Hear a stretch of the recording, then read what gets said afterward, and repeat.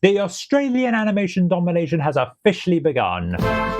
With Knights of Guinevere this year and The Amazing Digital Circus a few years ago, not to mention Bluey even before that, I think it's safe to say that the future of animation is very much safe in Australia's hands. Cool, I just love Bluey. And I dig the Guinevere pilot. Yep, so let's see some retro animation from the Merry Land of Oz. Aye, let's. I'm Hammy. I'm Pasha. And I'm Benedict, and oh crikey, it's old school cartoons, mate.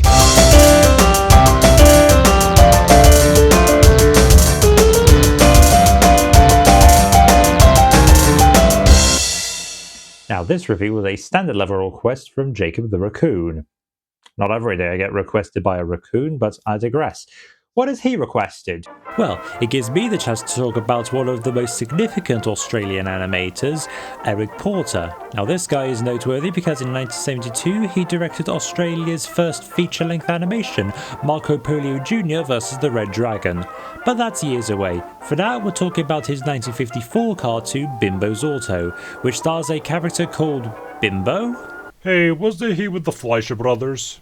Yep, and after the 30s, he clearly moved down under and became, I think, a bear. I think he's supposed to be a wombat, considering he was originally called Willy the Wombat. I'm Willy the Wombat. Interesting. So fasten your seatbelts and let's take this cartoon for a spin. So after the opening titles... Wait, hold on a second. Color Classics? Nope, sorry, that title has already been taken. Anyway, we begin on a beautiful day in Australia with Bimbo driving and his car jumping around like a kangaroo. No a very good driver, is he? Well, after a day of cruising, he drives back home and parks his car at his garage, kissing it goodnight. Ah, he loves it, doesn't he? But he forgets to close the door, and that night, a storm blows in, and the car has a hard night.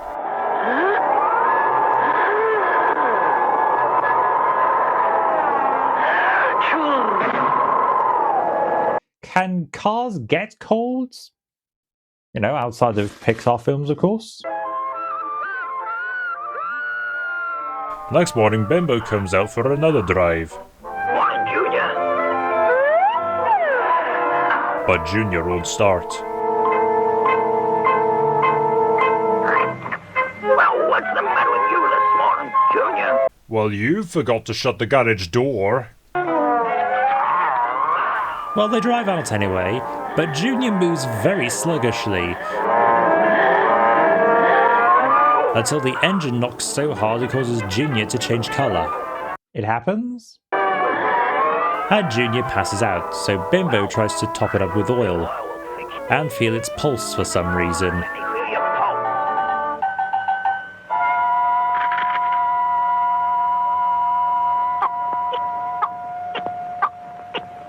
Then Bimbo orders Junior to the junkyard?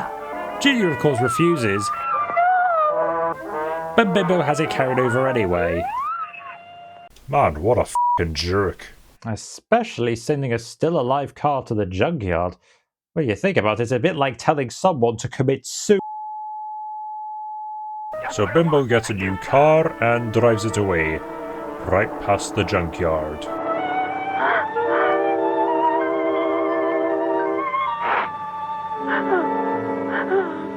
Way to rub it in. I really feel bad for that poor car. It was only a wee bit sick. That's how things run in late-stage capitalism. You're not off to snuff all the time and they throw you away. Well, either way, Cartoon Physics takes his new car's long nose round the bends.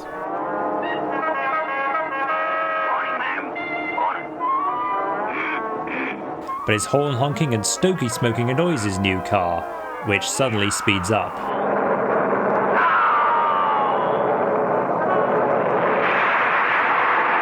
I've heard of burning up the road, but this is ridiculous. To make matters worse, the wheel comes off.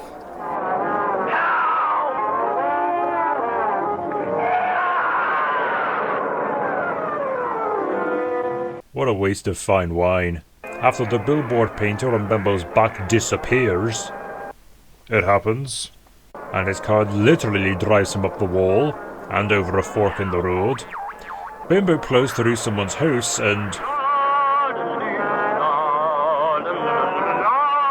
Bimbo speeds past a policeman. By the way, this was made before Australia's conversion to metric in 1966, and he calls the whole squad. Calling all cars. Calling all cars. Who never come for some reason. Bimbo's car continues speeding through red lights until, finally, it plows straight into the junkyard.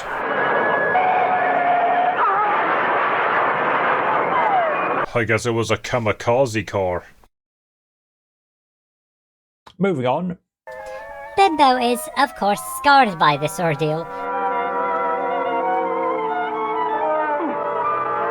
But Junior is delighted and licks Bimbo back to consciousness.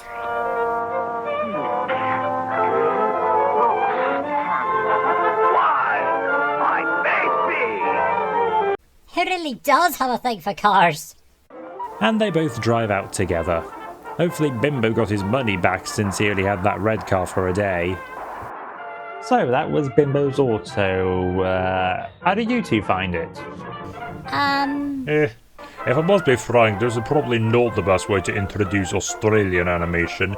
The animation itself is pretty jerky with quite a lot of errors, and Bimbo himself is very jerky and pretty unlikable. That said though, the humour does work, especially the wine billboard gag, and it does have a nice message of actually looking after your vehicle, and the other people in your life of course. I suppose so. With all that considered, this cartoon's getting a score of 6 from us. Of course, Australia would eventually give us Bluey and Digital Circus, but then again, you do need to start somewhere, and there are technically worse places to start from.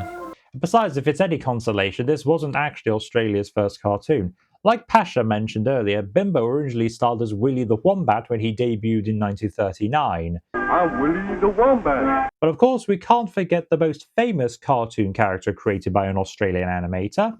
Felix the cat, the wonderful, wonderful cat. Oh yeah, Felix was made by an Aussie. Aye, that's Sullivan. Yep. Well, if you like this review, be sure to like and subscribe, and also consider supporting us on Ko-fi and Patreon if you want to get first dibs on our season finale. What, already? What are we reviewing? Well, let's just say that a certain sailor gets stuck in a story from 1001 Arabian Nights. Okay. Well, we'll see you all then. For now, I'm Hammy. And I'm Pasha. And I'm Benedict, and we'll see you on the next Old School cartoon. See you later!